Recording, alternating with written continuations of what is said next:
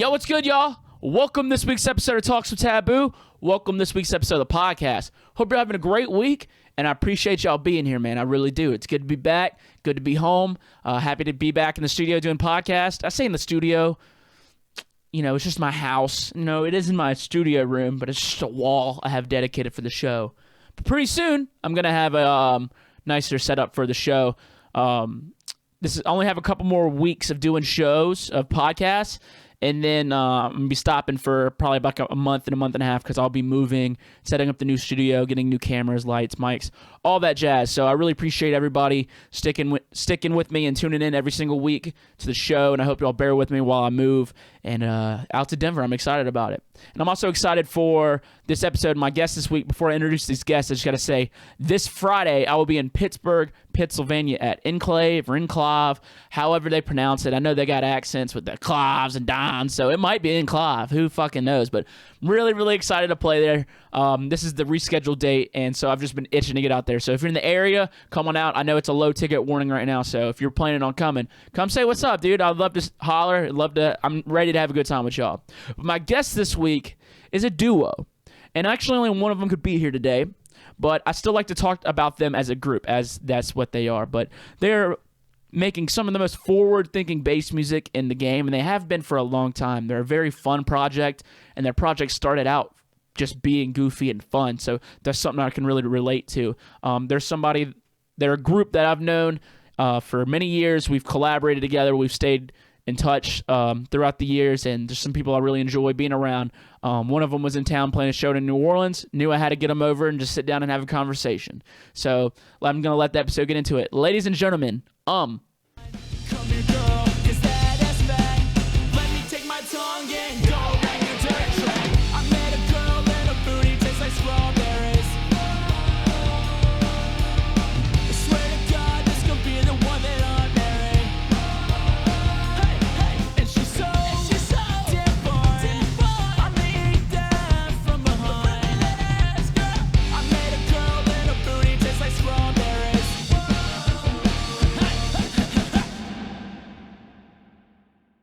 And we back, baby. Hello. Howdy. What's up, buddy? Hey. Yeah. How are you? Hey, buddy. Cheers. Hey, hold up. Let me join you. Yeah, crack the PBR. Yes, dude. Cheers. That's a good beer you're drinking too, man. It's been a minute since I've had one. I took a sip. It was pretty good. I thought it was enjoyable. You know. It's funny because we've been talking for like an hour and your whole personality just changed. What are you talking about? You're in podcast mode now. Dude, no. How did it change? Am I just a little bit more upbeat? You're a little more, yeah. Energetic. Yeah. Yeah, well, we were just chilling watching two dudes beat the shit out of each other on UFC. It's true. Yeah. It was intimate. It was fun. That's a way to, that's a word for it. Intimate. Yeah. Violent, but special and intimate, you know? Which is love. So if you think about it, very little clothing. If you talk about like the couple things that make love, you know, you think of intimacy, you think of trust, respect, you know, sometimes violence, depending on, you know, how much you've been drinking that evening, and you know who knows. But like, you know, those are things that also would go into a UFC fight. Yeah, it's true. Yeah. Little blood. You know, you respect the other fighter's ability to fight. Mm-hmm. People cheering you on. Yeah. Yeah, Joe Rogan in the background. That's just your relationship, just Joe Rogan in the back? Yeah, that's my love life. That would be pretty cool. Have him commentating your love affairs. Yeah. And this fight ends really quick. It's quicker than normal. That'd be great. Yeah. It's good to see you, though. It's good to see you, man. It's been since Bass Canyon. Yeah. Yeah, and I only saw you there for a minute.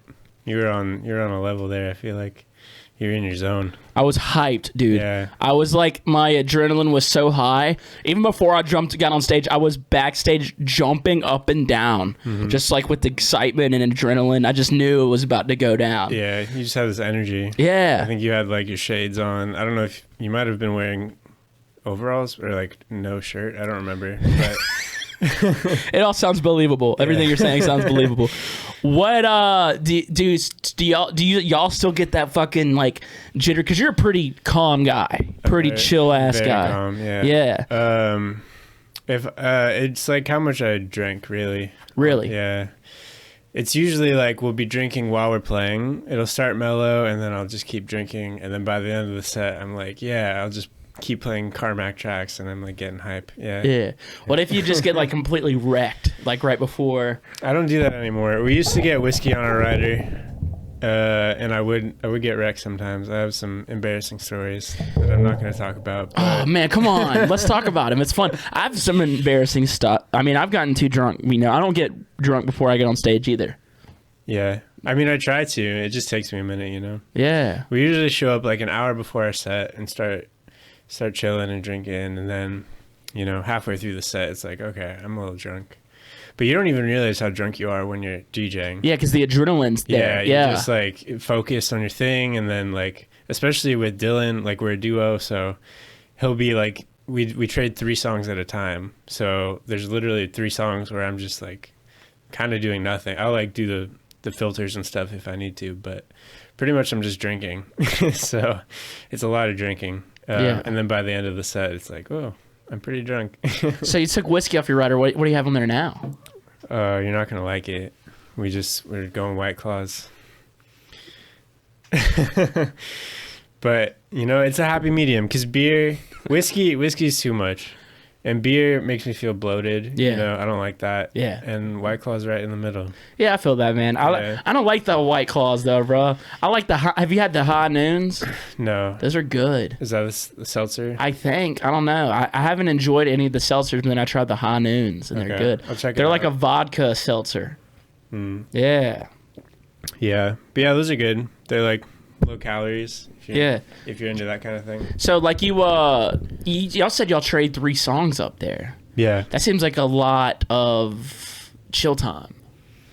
Yeah, it's kind of nice. Sometimes we'll switch it up occasionally, but that's pretty much our thing. Because that gives you enough time, you know, if you like want the set to go somewhere, you have time to like kind of go in that direction. I don't know.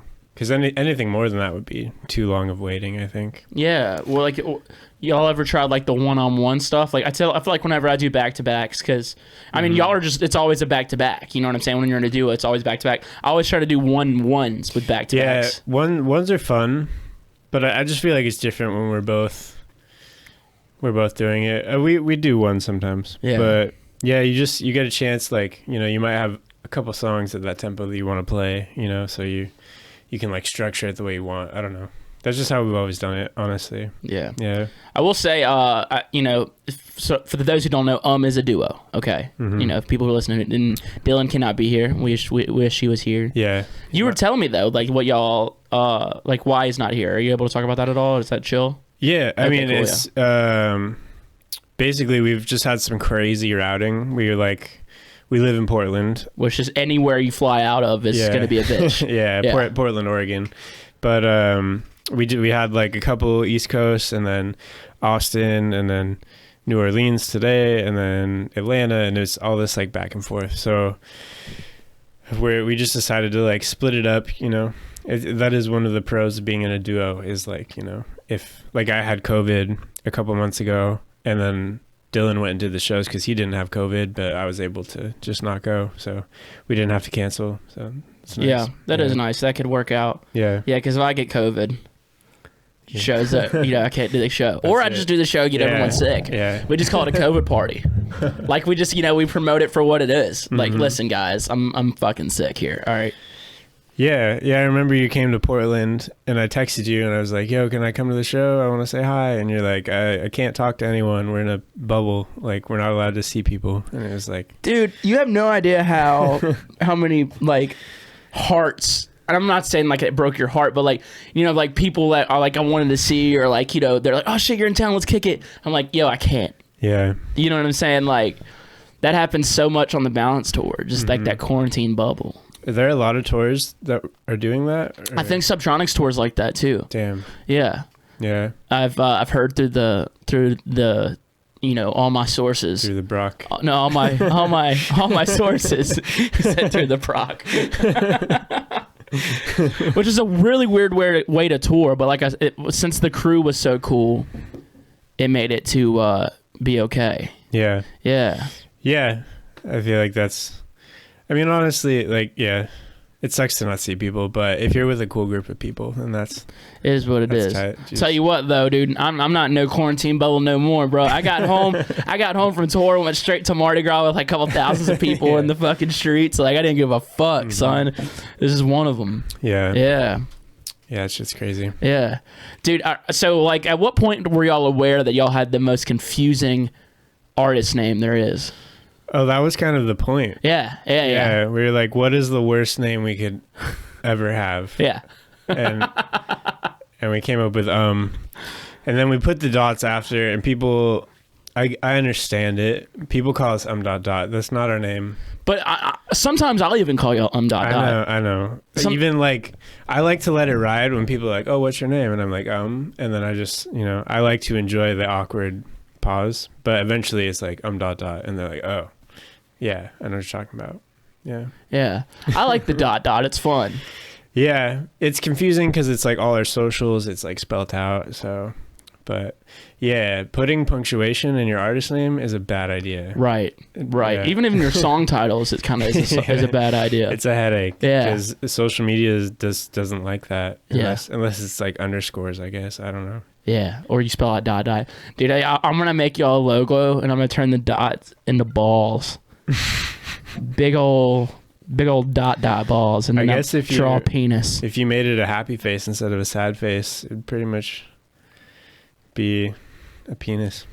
If it would just be a penis, like a flaccid one hanging down, with really small testicles. Yeah. Well, I'm gonna give y'all a big dots, dude. Okay. But then I'm gonna give y'all a chode cock.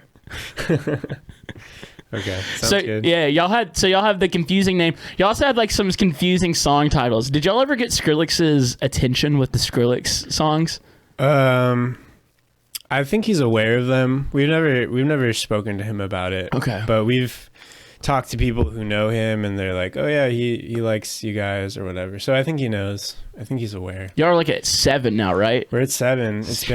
That means it's kind of nice because we do one every year, so we know like how old we're getting. Damn. That is wild. We're getting old. It's been a while. Yeah, it's been a while. Yeah. Well, you look great, dude. You don't look old. Thank you. How old are you? I don't like to publicize my age. Really? Yeah. Dude, don't be that guy. Don't be that guy. There's people older than you, man. I'm older than I used to be. I'll tell you that much. All right, that's factual. I mean, all we're doing is just getting older every second. It's true. Here's the thing, though. Like, I feel like we're closer to being born than we are closer to dying, depending on what God's plan is for us. But like, as far as like old age, you know what I'm saying? Like once you get past 50, you're like, all right, I'm closer to dying than I am beginning. Yeah. Yeah. It's good. Well, with science, maybe we'll start living forever. Dude, life is already so long. Have you heard about that CRISPR shit? No, what? Tell me about what CRISPR? I mean, I don't know anything about it, but I watched some like 10-minute video, and apparently they're gonna start like altering people's DNA and like curing cancer and aging, and like it's crazy shit. And like people, it's gonna revolutionize everything. They can just go in and like pinpoint your DNA, and like, I mean, I'm probably butchering all of this, but like at early age or like later on in life? I think you can do it when you're alive. That's probably all I should say on the matter, but it's some crazy shit, and it's gonna be like normalized eventually, and then like there's gonna be like what's it called when you like choose what your kid is, you can like people will be able to like they call that adoption. Yeah, when you choose what your kid. Yeah, that's what exactly. Yeah. Yeah, no, it's good. Yeah, it's gonna be crazy. You're gonna be able to like design your child, I think, I want my kid to be The Rock. Yeah, pretty much. I want my kid to be Dwayne Johnson. I think for a while that's going to be like the new racism, because there's going to be people that were like genetically engineered, and then people that are just like, I don't know, some people accidentally got pregnant and couldn't afford it. Oh yeah, so we're gonna have the old naturals. Yeah, so it's like fake tits and real tits, you know what I'm saying? Like, yeah, they're nice, but like, you got these naturals over here. Yeah, I mean, it is like that, but then where does like does your originality stuff, is that gone? It's like the creative side, like we're playing like a little bit of like God at that point, which is cool. Like talk about it. Yeah. Blows your fucking mind. It is pretty wild. And it's actually happening. So Damn, bro. it's crazy. Yeah, like what if I want my kid to be like a Namekian from like Dragon Ball Z? I don't know what that is, but Piccolo? Never watched Dragon Ball Z? Over He's my the head. green guy. no. It's a funny joke though. It is a good one. Yeah. Or like, dude, yeah, man, like I could make my kid be Shaq. What if I like, when I want to genetically have a new Shaq? That's scary because then you're like cloning, Yeah. right? Or you're just no, it's like they just understand how DNA works, I think.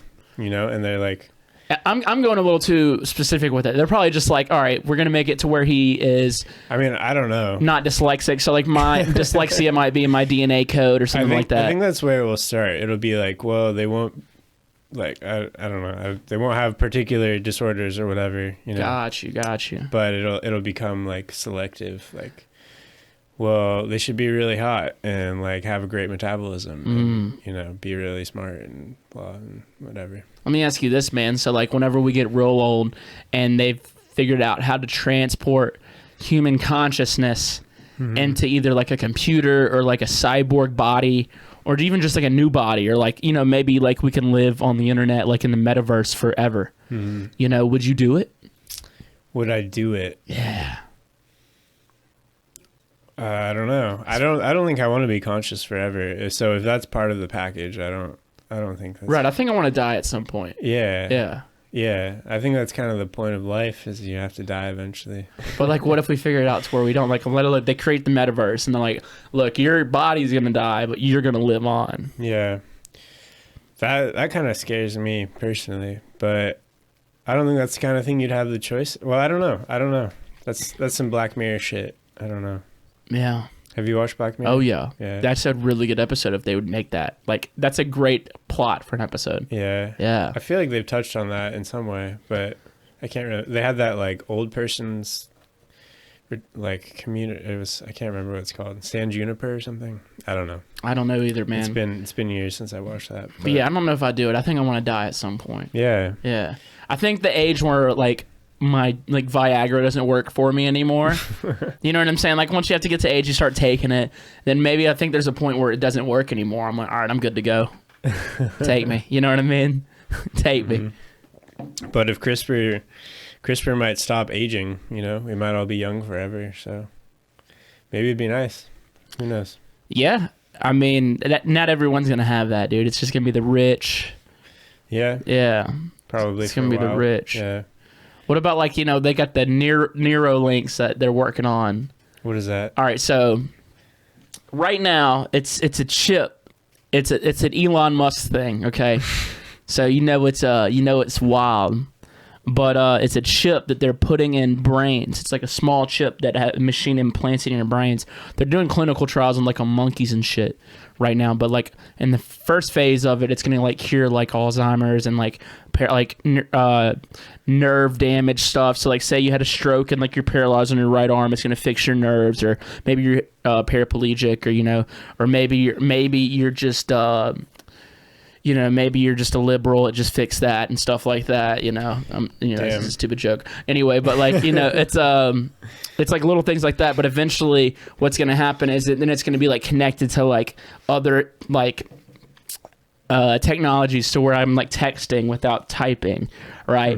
Or like I'm searching the internet, like just like by looking at my computer or something like that. You're just watching porn in your brain. Exactly. But then it's going to turn into things to where it's like if you have Neuralink, you and I can talk to each other without actually speaking. Yeah. And I think that gets sketchy because then it's like, what if someone can like hack your brain? Yeah, like them my secrets. Yeah. Or even like control your behaviors, because I don't know. I mean, I don't know how it works. Right. Like them my secrets, bro. Yeah. Or someone like they can control your like nervous system and make you do terrible things, behave a certain way. Yeah. Or make you, they're like mind control type stuff. Yeah. That would be like, that'd be a bunch of zombies basically. Right. Notice how like I talk about these crazy like technological things. It's like our brains instantly go to like the negative stuff that it can do. Yeah. Is that just like, does that say stuff about us or just like the state of the world? I don't know. I think it's good to be skeptical and, like consider the risks. I think that's an important skill to have. Yeah. I don't know. It's a little naive to just be like, to not consider. I don't know. Maybe I'm being a boomer. I don't know. I don't even know what that means, bro. But like, You don't know what a boomer is? No, man. I know, like he's like a sports analyst on. He does like the Boomers fastest 3 minutes. Yeah. He is a sports analyst. That's true. What is a boomer? Like the baby boomer things. Yeah, it means like an old person. They're like, oh, like they're just not with the times. And when new technology comes, they're like, oh, that's rotting children's brains, and they're just not. They're not congruent with development and technology. Oh, dude, I just call that dad. Yeah. Same difference. Yeah, I just call that person dad. Yeah. Yeah. I mean, all our dads are boomers, so. I reckon so. Yeah. So you're getting in there. You're feeling like a dad now. You're getting that old. Yeah. Okay. Word. I do think boomer is gonna become a word, though. Like it's just gonna mean like an old person, even though it means a specific generation. Like I say that about myself. Like, oh, I'm just being a boomer. So I feel like it's gonna adapt. Yeah. Yeah. Trying to make it stick. Yeah. You trying to be a trendsetter right now? I dig it, dude. I dig it. I fucking dig it. Do it, bro. I get nervous about like this technology jumps for like our careers. So like the metaverse, right? They're gonna start making like Instagram to TikTok. That scares me too. Huh? I said Instagram to TikTok. That's already happening. Yeah. I'm just kidding. Yeah, that's already happening. We're not on TikTok yet. I feel like we need to though. Get on it, man. I gotten kicked off of it twice. Really? Yeah. Damn, they're strict over there. Dude, the internet's becoming strict, dude. Like, for real. Like, I can't get verified just because I've gotten flagged so many times for, like, saying shit that's not even bad. Damn. It's all subjective. You know what I mean? Like, things that they consider, not to their quality guidelines. It's like, that shit's subjective. Yeah. Like, if I call myself white trash, who am I hurting here? You know what I'm saying? Yeah, I mean, you definitely toe the line, I would say, compared to most people. Yeah. But it is kind of a sensitive bunch these days. Yeah. And so like it sucks as like when you own a business, when you're an artist, when you're like a brand, and like your thing is like being a little abrasive at times. Yeah. Yeah. Y'all, what would y'all do on TikTok? I don't know. We've posted one TikTok and it's of our dog. Well, Pogo's the shit. Pogo is the shit. I wish he could just be our brand, but those posts never do well. The algorithm doesn't like Pogo. Damn. Yeah, it sucks. The algorithm also doesn't like anything to reference to any type of body part or cuss words. Okay. So like today I mentioned wiener and drugs in a post. And they said, fuck you. Yeah. Yeah. Yeah, it's crazy how that shit like runs our lives. I hate the whole social media paradigm, but it's not much of a hot take. It's not. You got to play the game these days, man. It's a fucking game. Mm-hmm. It's a grind. It's just like trying to figure it out. Yeah. I don't remember what book it was. I was reading some book. He was talking about how AI is going to become like essentially like our god, because it's going to be so smart that it's going to like make us do shit and we're not going to understand it, but we're going to be like, yeah, this is like what I need to be doing right now. Like, this is what it wants me to do. And like our lives are going to go perfectly. And like, it was a really crazy concept. I think it was a book by the guy who wrote the Art of Not Giving a Fuck. It was, you know, that book. It was I've heard of it. Another book by him, but it was really interesting. I mean, I didn't explain it well, but it was a cool idea. And it seemed pretty believable that like the computers are just going to be like so developed that they're just going to be like sending us on our way and be like, here you go. Or like an Uber will pull up and you'll be like, I guess I'm going in this Uber. I don't know why, but like it understands like Just the algorithms are just so good. Yeah, it's just like you're gonna go here and see this person, and like it's gonna work out. It's like Westworld, dude. It's like that Westworld. Yeah, exactly. Yeah. Dude, Westworld is crazy. It's fucking every season is just more of a what? Yeah. But the newest season literally was the most confusing shit. Yeah, it's actually exactly like that. It literally Right? just it was like that. this big brain where it was like, yeah, I just know how to like make the future happen. Like it just knows how to control it. It knows what everyone's gonna do just because it's the algorithm. Yeah. Yeah. I was really impressed by that last season because I didn't know where they were gonna go with it after season 2. Right. Are they done with it? Is it still going? Are they gonna make another one? I don't know. I thought it was done, but It has to be after that. Where do they take it? I don't. Yeah. Yeah. I don't know. That show was good though. It was good. Yeah. It was really good. I wish they spent more time in the West world. You know. Yeah, that part was. I mean, that was the best part of the show, in my opinion. Yeah, it was exciting. It was like, oh damn, they could have made a whole show just about that, but you know, they made it existential and whatever. You know, like big picture type stuff. Yeah, they're like, what is being real? What's a human? Yeah. Yeah. Yeah, I like that. But like, yeah, I get so nervous with like the metaverse stuff, right? Like we tour, like, you know, there's pros and cons to it, right? So like, you know, you and Dylan, y'all have to like split up the touring at times just because the routing's so crazy and it's just easier on like y'all's mentals and just easier for y'all in general. Yeah. Like maybe there's a time where we don't have to tour at all and we're just playing shows in the metaverse. Yeah. But it's like at that point, can they just create us in the metaverse or create these algorithms? Yeah. I mean, a computer could definitely be a DJ. I'll tell you that much. Yeah. But, I mean, COVID happened and we were all doing like virtual at-home sets or whatever. That shit was weird. Yeah, were y'all doing a bunch of those? We did a few. Yeah. That was chill. Like some of them were pre-recorded and that was nice. You know, we did it like a week before and we're like, here you go. And then it went up. Other times it was live, but we didn't do any of those car festivals. Did you do any of those? Yeah. You did? Did. Was that weird? They were weird, but they weren't as weird as like the socially distanced like table shows. Yeah. Those were fucking stupid. Yeah. Yeah, those were so weird, bro. Yeah, those were some crazy times. Yeah, but the car shows were actually like a pretty sick concept. Like that I think that like would have been cool to like keep around after even like now. Yeah. To where it's like the only thing I would have done different, so like you had your car, which was like your booth. It's almost like being at like a camping festival, but like your campsite's the dance floor. I would love it if they did something kind of similar to that, but then also have a dance floor that people could go to, or they could stand in their trucks or their cars or whatever. Mm-hmm. I think that'd be kind of sick. Yeah, that'd be dope. Yeah. I wish drive-in movie theaters were still a thing. I never did one. Me either. Yeah. But like they seem cool. So that's why they're not a thing, because there's still a thing at places. Yeah, but we just don't do it. I forgot where I saw one last. I saw one in Arkansas not too long ago. I saw another one recently somewhere. I think it might have been in Ohio somewhere. I saw one. It's like, oh, that is a drive-in movie theater. Yeah. Yeah. It seems cool. You get a little privacy. You can like Fool around. I mean, if that's, Fool if around, that's your dude. Is that your vibe, thing? You could go with your friends and talk. Oh, and, yeah. But sometimes probably some asshole honking.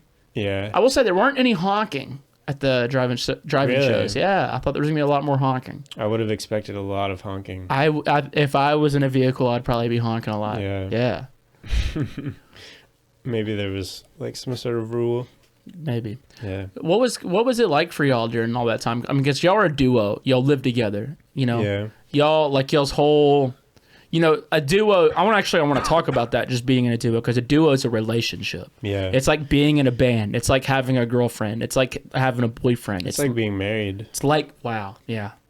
It's like more than, yeah, because I've lived with Dylan, the other guy I know, for 7 years, 8, or I don't know how long, a long time. And we've lived together. We worked together. For a while, we were like basically sharing money, you know, because we were just trying to make rent for the first few years and like get by. So it's a very close relationship. And that's interesting. I mean, I feel like most duos don't live together. I feel like we kind of just fell into that because we were broke, and then we like kept doing it because it's like affordable, you know, to share space with someone. But Yeah, we've definitely had our ups and downs. It's definitely nice to have accountability, you know. There's someone there to be like, yo, you didn't fucking do your shit today or whatever. Or like we have our different strengths. Dylan's recently taken on a lot more of the like managerial side, you know, he's like running the emails. And it's just nice to have. It's nice to be able to experience everything with someone else, you know, and be like, was that weird? You know, like you talk to someone and be like, what the fuck was that? Or whatever, you know, that's really valuable for sure. Yeah. And not just be like in your head about it and be like, wait, is that what he meant? Or you can actually get someone else's perspective, which is honestly something I probably take for granted. But now that I'm talking about it. That's beautiful, man. Yeah. Yeah, I know sometimes when I travel, like I'm starting to have a TM come with me, which is nice. So I'm not as lonely. So that's kind of cool. But like, you know, there's been many times where I'm like long night, early mornings, and I'm just like doing it by myself. I'm like, dude, now I can see that's where a duo could come in handy. But yeah, I mean, I just know that, you know, you guys like, yeah, it's like you said, it's like a marriage. Yeah. What's like like a daily work day for y'all? Because like I know for me, weekdays I wake up and I'm in here all day. Like this whole week I've had 4 10-hour sessions just by myself. Do y'all have stuff like that together, or like do y'all separate them, or like what's it? Do y'all have like a schedule? Like what's that like, man? Yeah. It kind of varies, you know, like life kind of goes through stages. That's what it seems like.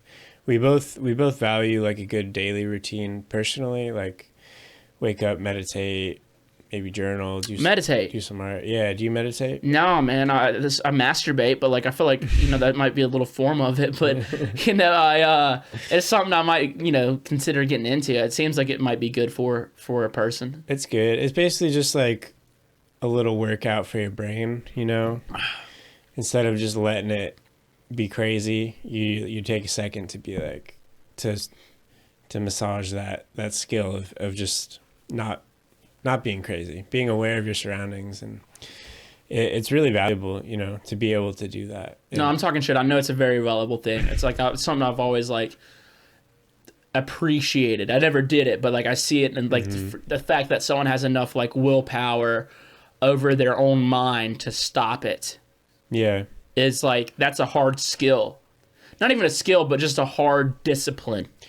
Yeah, because I mean, actually being like completely without thought or whatever, I feel like that's quite difficult, you know. It's really more the practice of like recognizing that your brain's starting to think about things and being like, oh wait, and then I don't know. One of my favorite meditation techniques is just like, I mean, I'm really into sound, obviously, because I'm a musician, but if you can hear all the sounds around you at the same time, that's essentially like meditating. Because normally we're focused on one thing and then like thinking, but if you can hear the traffic outside and the air conditioning and whatever, like your phone buzzed or whatever, and hear all of that at the same time without thinking, like without letting your focus move, like that's my easiest technique for getting into like a meditative state. So I'll do stuff like that and not even realize it.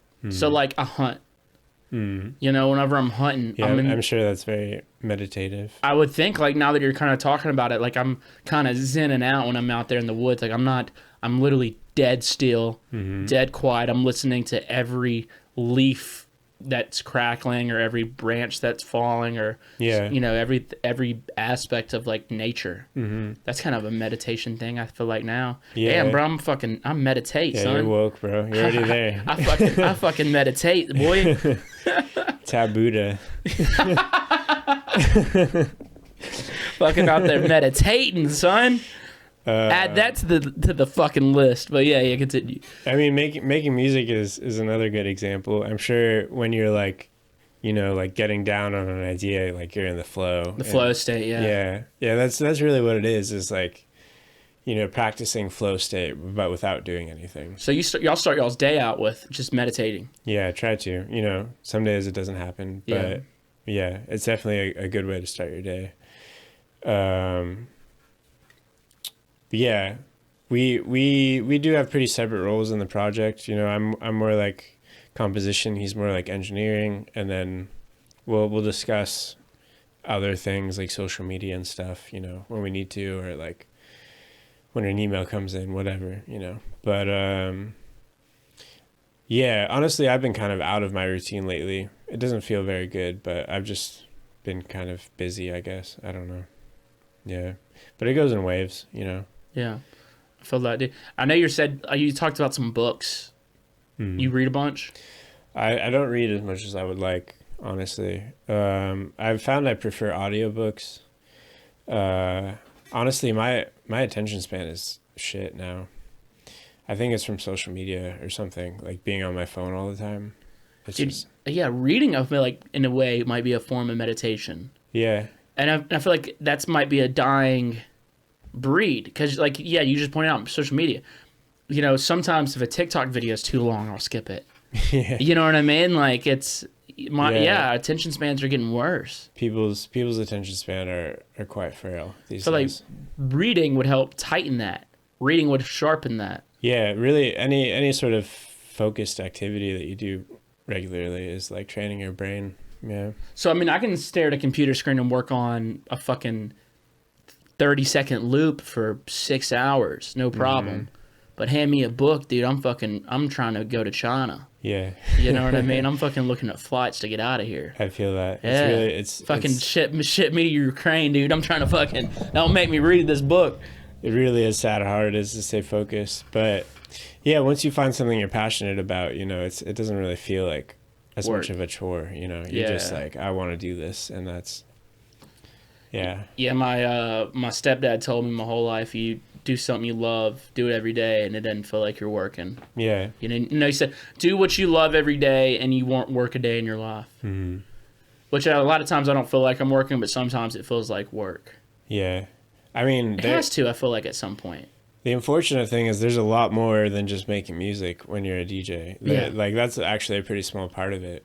And it's really not as glamorous as I would like it to be. But, you know, just like I woke up at 3:30 this morning and flew out here, and I like tried to sleep as much as I could, like at LAX or on the plane or whatever. But, you know, I did that, and I played in Austin like 3 days ago. I did the same thing, like a 6 a.m. flight, and it's a lot, you know, it's taxing. It is very taxing. I feel like it takes a certain type of person, because it's like, not like a certain type of person to do it, but ones that are like can handle it fine, right? Because I feel like a lot of musicians or producers, majority of them I feel like are pretty introverted people. Yeah. Who just want to, you know, make music, and they make music for the love of it, and then end up other people love it, so they get booked out, and they have to become this social figure or like a personality brand or whatever Yeah. have you. You have to travel, you have to be in, you know, up early, late nights, no sleep. It's just it takes a lot of discipline. It takes a certain type of person that's just naturally good at that type of stuff, but then also like you have people that are forced to like have to get good at it. You know what I mean? I'm kind of like that. That's one of the things I appreciate about Dylan is like he's more outgoing, and I'm like pretty introverted. So if we're talking to someone, I can totally just like tap out for a bit, and Dylan can like, he's good at carrying the conversation. Oh, he ain't here to save you today, Daddy. Yeah. Yeah. So that's been cool. You know, that's been really helpful for me. But yeah, it's a lot, you know, people look at it and it's like, oh, you get to just go DJ for an hour and you make money, and then that's your life and you make music. But there's like, it actually takes like 3 days if you count recovery time when you play like a one-off show across the country. Right. Thing. Yeah. Yeah, it's like I traveled 12 hours today to go play this 1 hour set. Yeah. And then I have to leave and go travel another 6 hours to go play a 1 hour set tomorrow. Wow, I'm super hungover. Yeah, or I'm just super tired. I'm hungry. There hasn't been any food anywhere. Dude, that's always been, I feel like that out of traveling, the hardest part for me has been just eating. Yeah. I hate eating at airports. It's like, I don't mind it, but like at times I don't even have enough time, or it's late, or it's early and there's nothing open. Yeah. I'm just eating fucking Doritos or something like that. Like, yeah.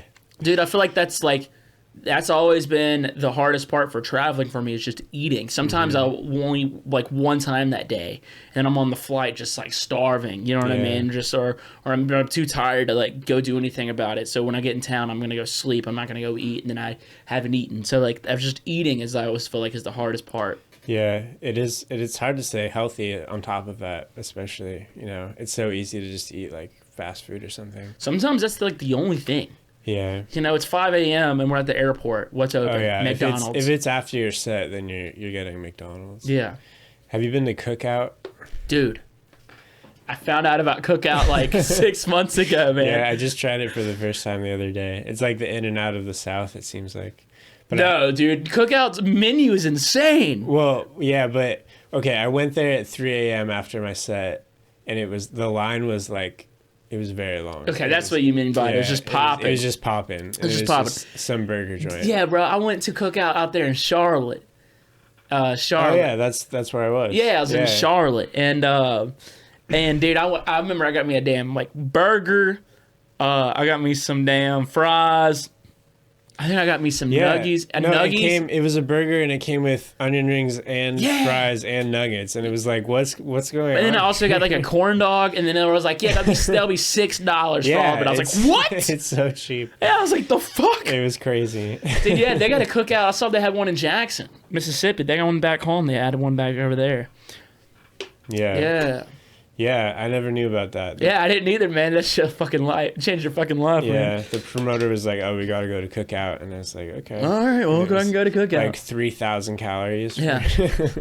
For like $6, it's not healthy. That's for sure. Yeah, but when you're broke and you're hungry, Yeah, or just fucking hungry in general, like I said, man, that's always been the hardest part for traveling for me. It's just like the eating aspect. I feel of it.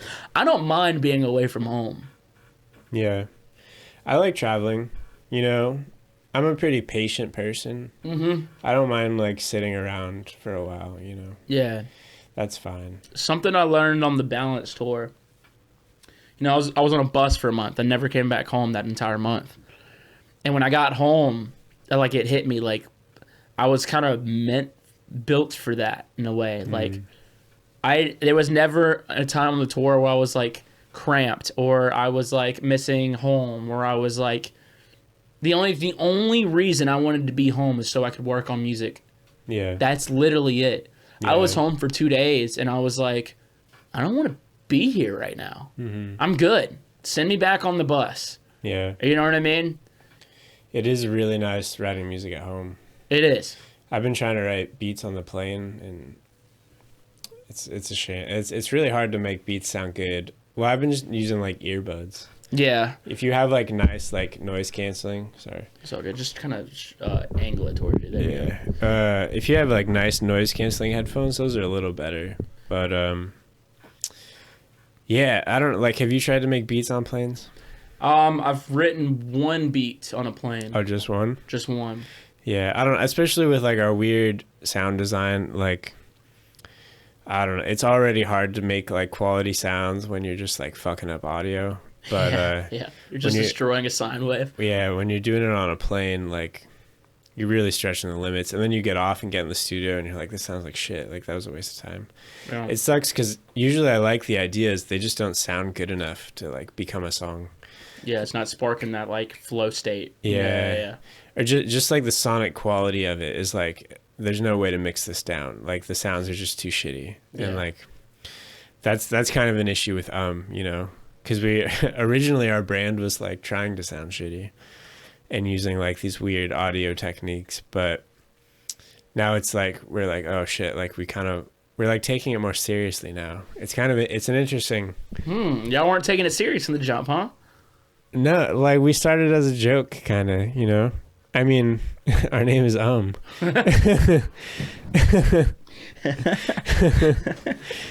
And we liked beats, you know. We were like, oh, Carmack is cool, everything else sucks, and so we're like, let's make stupid beat music out of like toilet noises and what it was like, let's find like the dumbest noises and make something cool out of it. Yeah. And that was like our mentality, and then it slowly became like, oh, like let's make like cooler music, you know. And now it's just sort of weird. It's hard to describe, but it's like it's like our brand was being shitty and now we don't want to be shitty. So it's like, what do we do? Well, I saw a tweet that y'all said the other day, like y'all are slowly becoming deep dub producers. Yeah, that was more me being jaded. Really? Just about like the music scene in general. But no, I think it was like 6 a.m. and I decided to like look through SoundCloud, and you know how sometimes you can, there's just a lot of shitty music out there. There's a lot of bad music on SoundCloud, but then you find those gems. Yeah, you find the good ones. And the good ones were probably deep dub that night, huh? Yeah. Well, deep dubstep is just cool, you know? It's super cool. Yeah, but I found a bunch of cool like, I don't like genres, but you know, like trappy shit, like beat, I don't know. Like, like, you know, Yo Jost? You know? Oh, fuck yeah, dude. Yeah. I was introducing him the whole bus on that balance tour. No one had heard of him. I was like, let me fuck y'all up real quick. His beats are sick. So good. Yeah. I messaged him, like, as soon as I started listening to him, I was like, hey, dude, I'm a fucking fan, bro. Keep that shit up. He's awesome. Yeah, he makes some dope stuff. Yeah. That stuff's really inspiring. There were a few others. I can't remember right now. But Knock, knock, knock. I like ISO. XO is fucking super sick. A little bit more abrasive, though. yeah. Yeah. He's got some bangers. Yeah. I feel like He reminds me a lot of R.L. Grime. Yeah, he's coming up on that like peekaboo wave, I feel like. Yeah. Yeah. I like those kids that like both of those guys, Peekaboo and ISO. Yeah. They're both very good at like making simple shit. You are too, actually. Just like having that restraint and like making something that's cool and simple but not boring. Right. It's that's hard. like that's one of the hardest things to do. It's the hardest in thing. music. Yeah. I feel like Peekaboo's king at it. Yeah. He really is king at it. Like I was using him as an example for I was doing a lot of lessons during quarantine, and I was like, you know, I'd have a lot of students send me stuff. I was like, listen, y'all are doing way too much. I was like using Peekaboo as an example. Like, if you broke down what all is going on at the same time, it's not a lot. Yeah. But it's just everything is so fucking spot on perfect. It's curated perfectly. Perfectly. Yeah. It's like if you take one thing out of his song, it's ruined. You add another element into it, it's ruined. It's perfectly minimal. Yeah. And all the sounds are amazing. It's hard to do. It's very hard. That's why one of those deep dub guys, they're fucking king of that shit too, man. It's like true. really minimal. It's not even a whole lot of like mid-range stuff or like not even crazy big sounds. It's a lot of like just fucking pitch spin subs with some good percussion, but it smacks every time. Yeah. Yeah. Yeah, that shit's a vibe.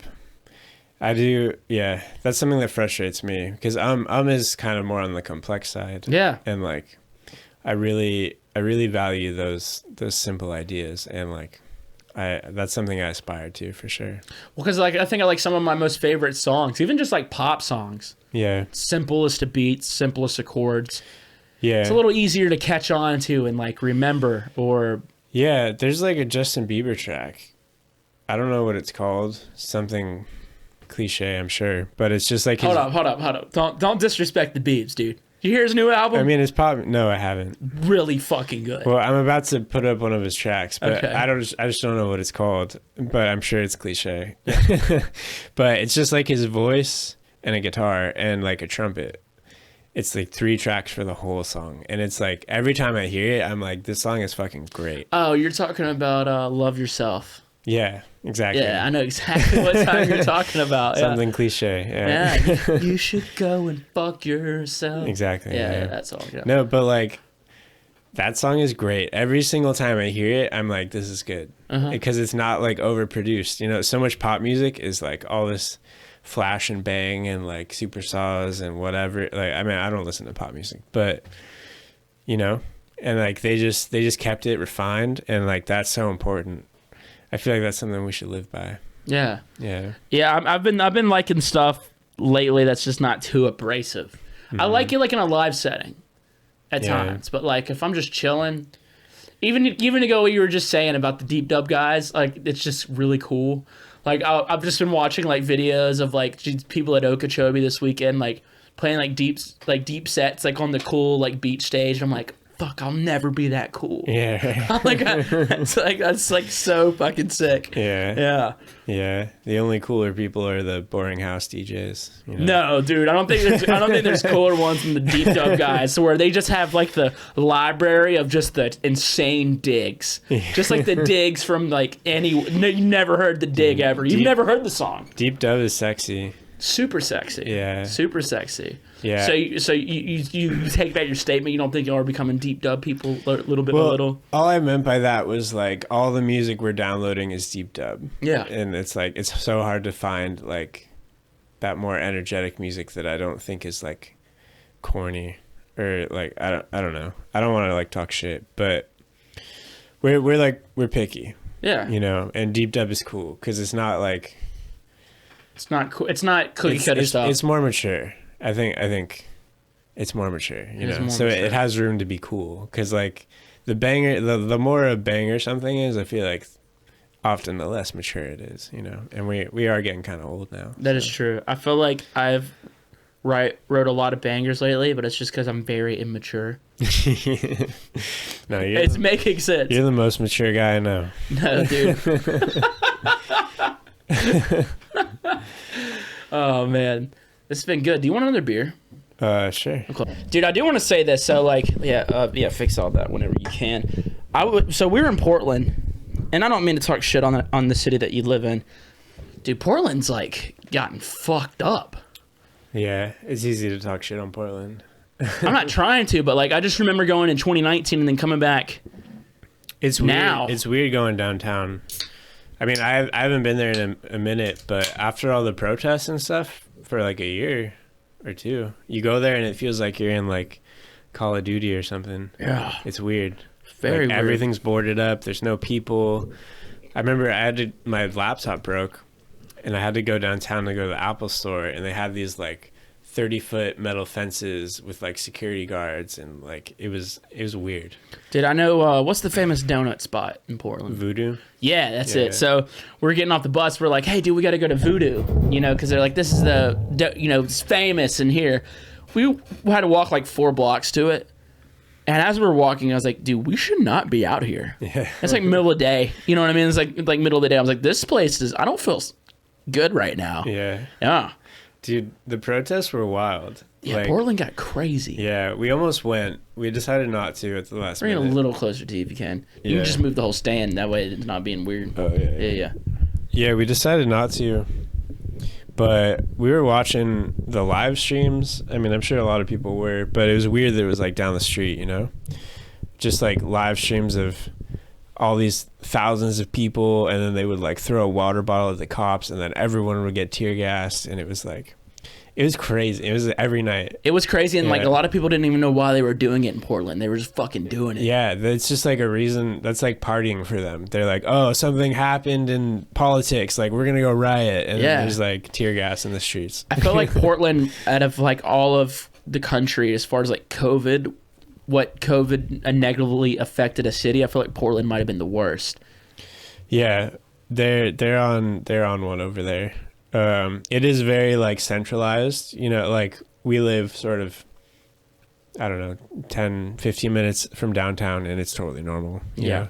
I feel that probably. Yeah. It's all in this like one little area, but shit's wild. Does that fuck with your creativity at all? So like New Orleans, I feel like, for example, really good place for creativity. It's like a lot of culture in the city, a lot of music, a lot of art, but also just a lot going on as far as good times. So if I'm out of focus here or I'm burnt out, I can just go downtown and join in a parade or, you know, do anything New Orleans style, and it's really good for my creativity. Or I go fish. Fish is really good for helping me get reset. Yeah, I mean, I'm definitely like a homebody. I should get out more, but the rain definitely affects me.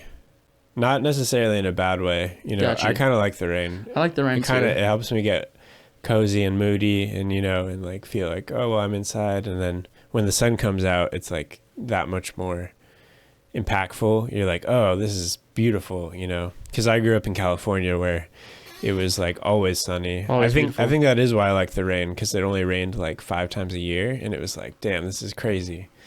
So now I have that like connection to it. But now it's like the other way with the sun. When the sun comes out, it's like, oh, this is perfect. And that's like another source of inspiration. So I feel that, dude. That's gonna be me with snow when I move to Denver. yeah. I'm like, this is awesome. Everyone's gonna be like, you're fucking crazy, guy. You're out of your fucking mind. Yeah, snow is cool. It's cool for like a week or two, and then it becomes like this dirty brown shit on the side of the road. Aw. And until it melts, it's just like really dirty. But you'll have fun. Fun. It'll be good regardless. Yeah, or that's how it was in Boston. Yeah. Did the quarantine and everything help you? Like, did it fuck you up creatively? Were you able to keep working? But I fucking loved COVID. yeah, you had a good time. Yeah. I had a good time too, man. Yeah. I had a good time. Yeah, it's like we didn't have shows. I was working on like solo project shit, which is something I've always wanted to do, but I've just never felt like I had time or the motivation, or I was being lazy or whatever. But I wrote like 2 EPs. I ended up scrapping them, but I think that's part of the process. No, dude, you're just being that's you just being jaded and hard on yourself is what that is, huh? I mean, you might be right, but I don't know. I think I know for myself. Got like you. that was part of my journey of Okay. like I thought I was gonna put those out, and I like finished them, because finishing an EP is a process. Yeah, was for you or for For me. Okay, Yeah. two for you. Yeah. Cool. And I like did it, and I like got artwork, and I was like sat on it, and then I was like, no, I can do better. Which I don't want to be that guy. You're right. I'm kind of being that guy. No, dude, But- no, you are uniquely you, bro. Yeah. So be whatever guy you want to be. But my dad always said, be whoever you can afford to be. Yeah. So if you can afford to be that guy, it's just who you are, bro. Like, don't ever apologize about stuff like that, dude. That is my boilerplate advice for artists.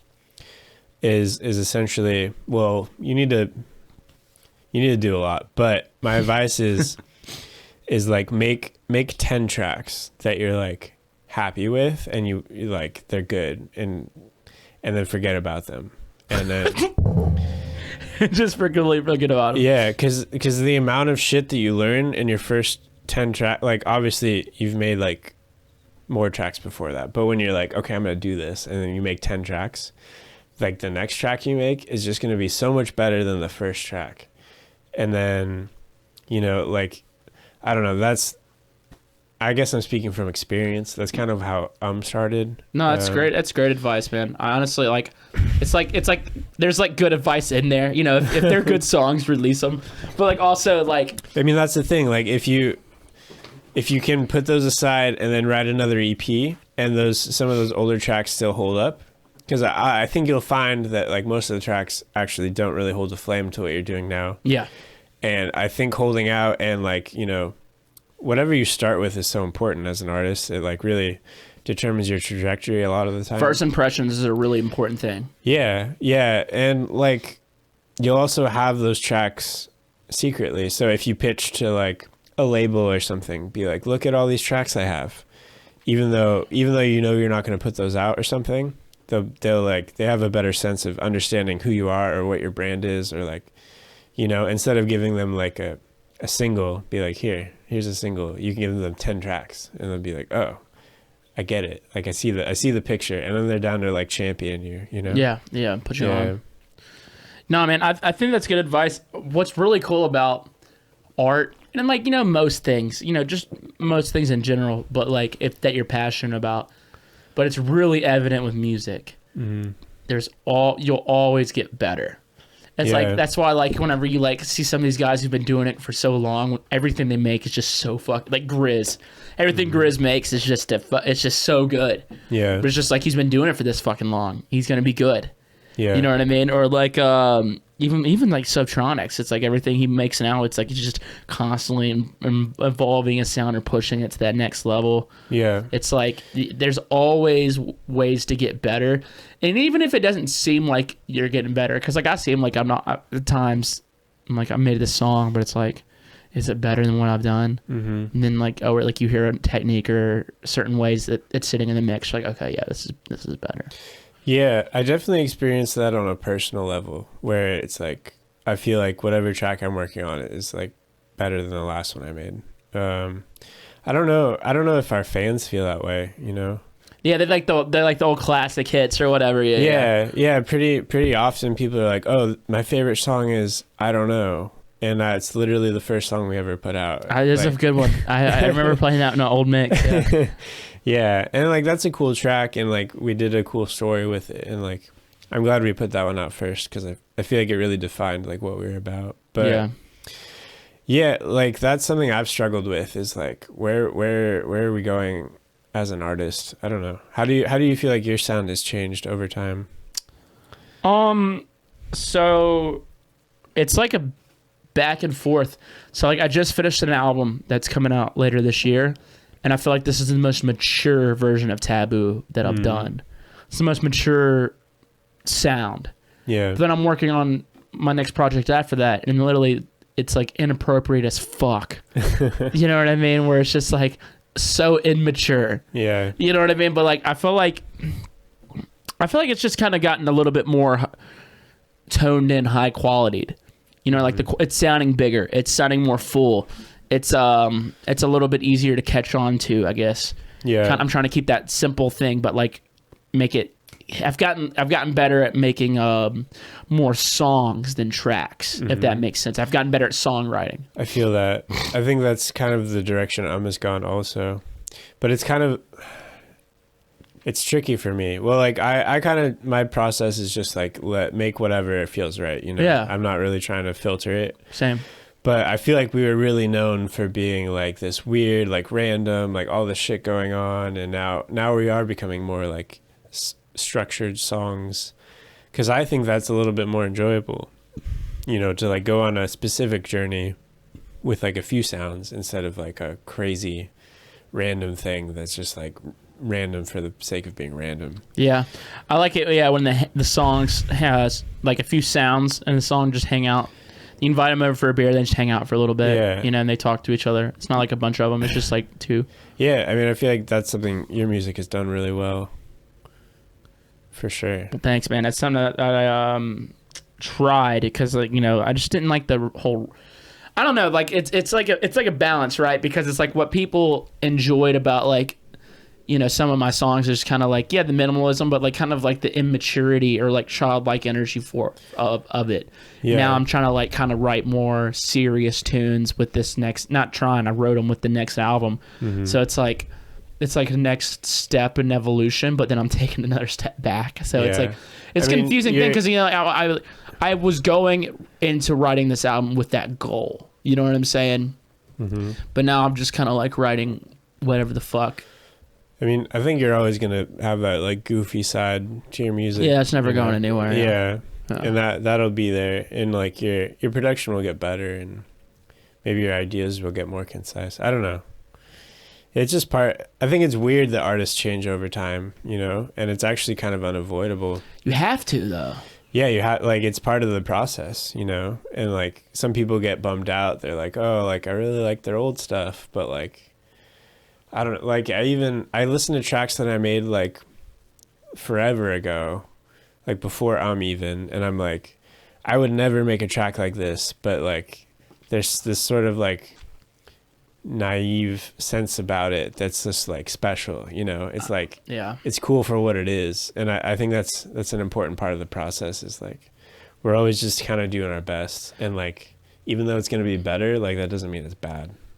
It's a constant battle with yourself. I feel like making music is a martial arts against your own fucking mind. Yeah, it kind of is. It's the hardest thing I've ever done. Yeah. You know what I mean? Like, I've never spent more time or more focus or more energy on creating anything or getting better at anything. It's the hardest fucking thing. It is tricky. I compare being creative to like falling asleep, because it's like we all know how to fall asleep, but if you try too hard to fall asleep, you're not going to fall asleep. You kind of just have to let it happen. That's a good way to think about it. Yeah, and then once it starts, like you're asleep and it's fine. But like getting to that point can be kind of frustrating, and some nights you can't sleep, you know? Yeah. Let me ask you this, man, like, because I something I struggle with all the time is just battling myself as far as like as far as output. You know what I'm saying? Like if I have a week or like even on the tour, I was having my manager's like, dude, it's okay. You're on tour right now. You don't have to worry about making music. I battle myself. I'm like, I'm not working on music. I'm not getting better. I'm not going anywhere. Yeah. And it's like, and even whenever I get home and I write a song, and when a song's over, I'm instantly like, all right, cool. You haven't made a song in 2 days. You're a piece of shit. Mm-hmm. Do you battle yourself at all? And do you balance that? Like, how do you, because I have to remind myself, like Mardi Gras was a great act. Like I did a tweet about it. I didn't produce all week because of Mardi Gras. And even at Mardi Gras, there's multiple times where I'm like, fuck, man, I should not be out here. Yeah. I shouldn't be out here having a good time. I need to be at home writing tunes. But then the first day I got in the studio, wrote a new song. Next day, wrote a whole new song. Both fully finished in 2 days. I'm like, what the fuck? Yeah, no, I think taking time off is valuable. Well, in the beginning, when you're learning to produce, you should be grinding all the time because you don't have the ability to sort of just like rip out an idea, you know? Like once you know what you're doing, you can sit down and write a track in 4 hours, you know, or like 2 sittings or whatever, you know? And at that point, I think it's more valuable to like take breaks, you know, to not write every day because I don't know, you'll start like creating from like habit or patterns, which I think is sort of contrary to the point of it. It's better to just like take a step back, like go have some fun, come back and like do something new. I don't know. That's my mentality. Is like, does it ever bother you though? Like whenever you are taking that break? I mean, like, do you battle yourself on that on output? Like say like, oh, it's been a month. I've only wrote like one song or I haven't wrote a song this month. Do you fucking hate yourself at that point? Because I know I do, bro. I do at that time. I'm more frustrated with like how many different things I want to be doing. It's like I want to do and my solo project, but I also want to do like art and like learn drums and piano and write hip hop beats, and that's what's frustrating for me is because I know like I can't really focus on all of those things. I have to pick a few priorities and put myself into that. But I don't really get down on myself for like, because I mean usually I'm doing the best I can, you know, unless I'm being like a piece of shit and like just drinking all day and playing video games, then I'm like, okay, and I hate myself you're being even a piece more. of shit. Yeah, but if I'm like, oh, I have to like do taxes and like go run this errand and like talk to Dylan and clean the house or whatever, you know, if I'm doing all that, it's like, yeah, like that's all shit you had to do, like whatever, you know. But yeah, I don't think you should get down on yourself. I know I shouldn't. I know breaks are important. I just didn't know if you kind of shared that same obsessiveness. And like, yeah, you're obsessed with what you do, but like, fuck, man, it fucks me up a lot of times. Just like my total obsession with this. Yeah. With producing. You know what I mean? Like, I'm fucking obsessed with it to the point at sometimes where it hurts. Yeah. You know what I mean? I mean, that's good. It's a good thing. Yeah. It sucks that like maybe that's a negative sometimes, but ultimately that's definitely a positive. That's true. I think I should just look at the fucking glass that's half full. Yeah. Or like the beer that's fully cold. Yeah. Yeah. The beer that's half cold. I like that saying a little bit. The beer that's half cold. I'm more of a beer half cold type of guy. Not beer half warm, fella. That's pretty good. Yeah. So man, this has been a really great episode, man. Like you know, you and Dylan have been people I've always been a fan of and that I've loved very much as people in general, and every time we've been together it's been great. And you know, it's always been good. I'm glad we got to have you. Yeah, thank you. Yeah, dude. I'm honored to do it with you. Dude, it's just so good being able to sit down and talk. This was a great episode, great conversation. Yeah. It's always good hanging out, dude. Yeah, had a good time. Yeah, what's next for dude? What y'all got coming up? I know y'all just got new agencies. We got anything planned out? What's going on for What's the future looking like for you guys? I don't know.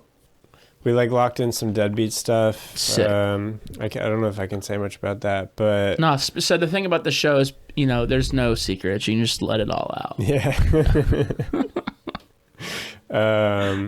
Yeah. No, we're just doing our thing. We're just making beats and getting by. You know, playing shows, doing our thing. Yeah. I'm really trying to just write like more important music, I think, you know, instead of just like, oh, this is a beat, like whatever, it's cool. I want to like make something that'll last a little bit. So that's my focus right now. Nothing to promo really. Got you. Yeah. Well, dude, I love you. I'm excited to see your show tonight here in New Orleans. It's gonna be fun. Hell yeah, man. If that's all you got, then I appreciate you, and I appreciate everybody listening to this week's episode of Talks with TVBOO. I will see y'all next week. Y'all be good to each other if you want to. Do whatever the fuck you want. Love you. Bye.